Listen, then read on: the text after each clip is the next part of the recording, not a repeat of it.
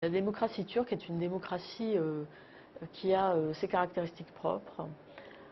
C'est une démocratie que je qualifierais de démocratie concurrentielle, où on a des systèmes de pouvoir parallèles qui s'opposent, qui se confrontent de façon très violente. Ce n'est pas vraiment une démocratie de négociation.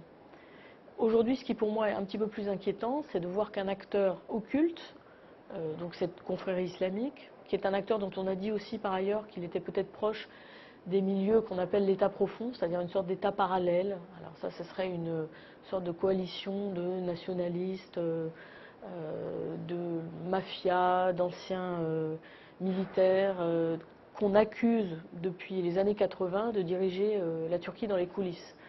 Ce qui est plutôt inquiétant aujourd'hui, c'est la résurgence de cet État profond sous une nouvelle forme.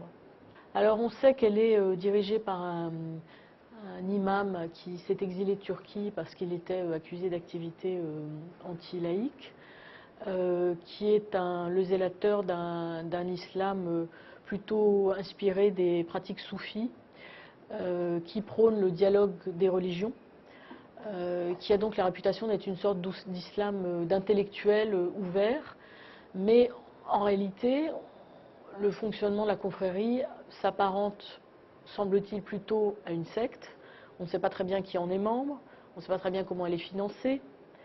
On a le sentiment qu'il y a une omerta extrêmement forte parmi les membres de la confrérie, et c'est ce qui rend l'affaire extrêmement compliquée à décrypter également.